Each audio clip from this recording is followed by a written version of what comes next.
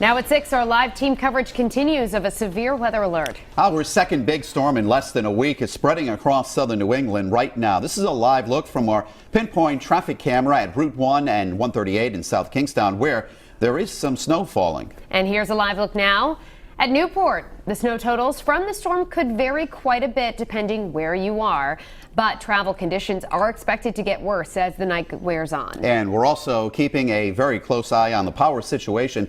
National Grid is reporting a handful of power outages right now. We've got a team of reporters spread out across Rhode Island. But first, Chief Meteorologist Tony Petrarca has new data just coming in on the storm. Tony? Mike and Shannon, we've seen changes as far as the track of the storm. Started hinting at this around noontime today, and still verifies that the storm will in fact track a little further to the east, puts us on a slightly colder scenario. And while some areas have rain right now, we do anticipate a switch over to wet, heavy snow shortly. It's snowing in some areas already, but a very impressive storm on the satellite and radar composite spinning off the coast of New Jersey right now. Lightning offshore, some lightning strikes in nearby Connecticut and New Jersey. And that's usually a tip-off that the storm is getting strong and intensifying. This will track off to the east and northeast. It puts us on a slightly colder scenario, so the net result will be this rain to eventually switch over to a wet accumulating snow.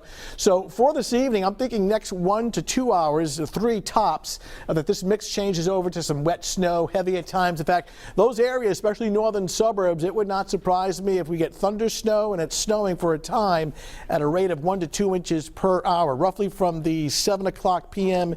to midnight 1 a.m. Time frame. By tomorrow morning, precipitation-wise, it's pretty much gone, other than some lingering light snow showers. Certainly issues with the roads, and any power outages overnight obviously would linger into Thursday morning, and then drier, better weather come Thursday afternoon with temperatures that'll be in the lower 40s. We've actually increased our snowfall accumulation based on some of the new data coming in, but the northwest part of the state still feel as though that'll be the heaviest amount of snow, on the order of 6 to 10 inches of snow, especially in that Route 295 north and west. We pretty much have the Interstate 95 corridor. That includes Providence, Kent County, Warwick, and Cranston, the Attleboroughs, in the 4 to 6. So what we're stressing here is that it could be as little as 4 to as much as 6, and then further to the south, anywhere from 1 to 4. The problem is this snow eventually has weight. It has water in it. It's like wet cement. It has a lot of weight to it. So where it clings to tree limbs and power lines, especially in northern suburbs, some power outages are possible due to the weight of the snow to the north, and power outages possible along the coastline due to the strong gusty wind. A lot to cover. Information is still coming in, but things are going to change significantly in the next couple of hours as far as wet snow. All the details coming up in 10 minutes. Thank you, Tony. And our pinpoint weather team coverage continues now with Eyewitness News reporter Kim Kalunian. She joins us now live from Smithfield, which often sees a lot of snow in storms like these. Well, Mike and Shannon, no snow just yet. It is raining, though. It is bitterly cold, and there are a lot of gusty winds that we've been experiencing. We're here on Route 44 at the former Benny's. No snow shovels, salt, or umbrellas being sold today. A quiet parking lot here, but a very different scene just down the road at the local grocery store. A soggy commute for drivers in Smithfield, dealing with the cold, the rain, and gusty winds. We caught up with folks braving the weather to shop ahead of the snow, many trying to keep an open mind about what this winter storm will bring. It's New England. Expect anything. Shoppers we spoke with leaving the usual bread and milk off their list this time. What did you buy for the storm? What I buy now, I just bought potato chips. I didn't buy nothing for the storm. No, just some snacks? Just some snacks. The wife wants some snacks, so I bought some snacks. Did you just buy your bread and your milk? Yeah, I'm gonna make meatballs, a different style, veal with pork. I'm bored, so I'm gonna cook tonight. Regardless of what's on the menu, with this cold, wet weather, many of those we spoke with are ready for spring to arrive on their calendars. I'm totally over winter. I'm ready for the spring. I don't know. I like the change of season, so I mean, I think I'm ready to be done with it, but one more storm wouldn't hurt.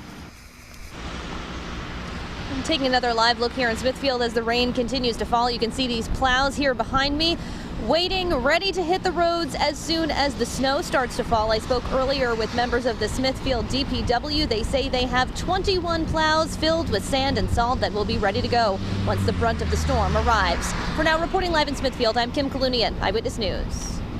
Thank you, Kim. Driving conditions are expected to worsen over the next few hours. And here's a live look right now at Route 95 through downtown Providence. Providence EMA telling us there will not be a parking ban in the city tonight. Meantime, Eyewitness News reporter Walt Buteau is out tracking the driving conditions in the northern part of the state. Walt joins us live from Route 44. Walt?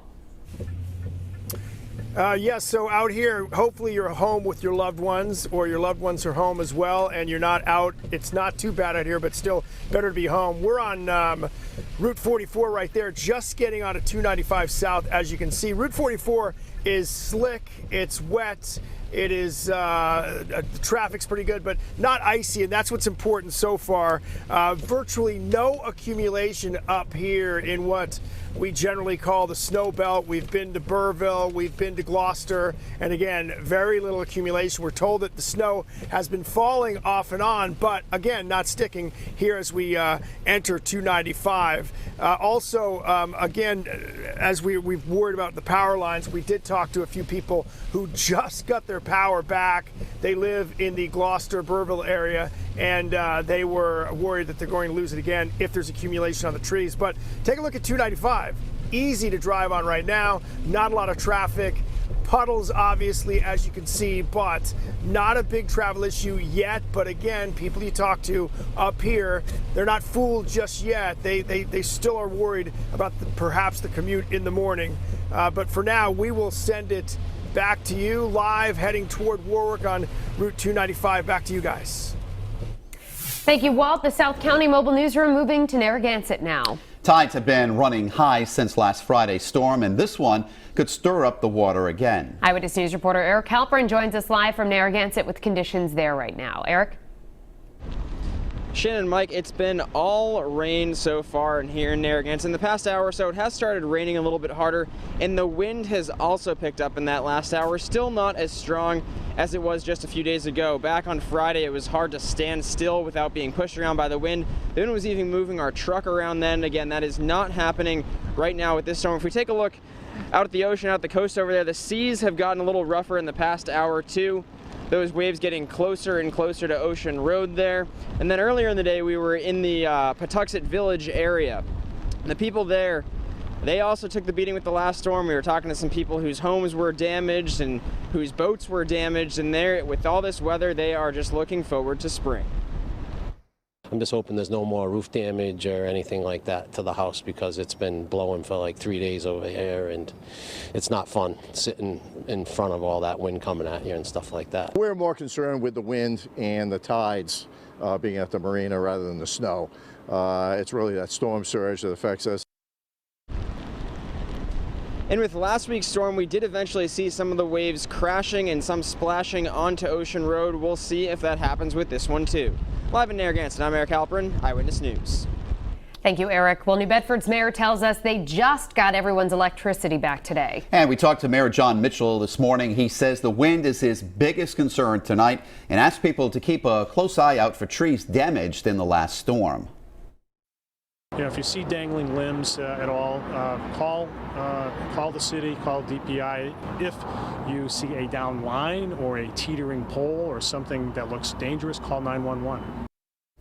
And if you lose power, you can stay connected to Eyewitness News through our Eyewitness News and Pinpoint Weather apps.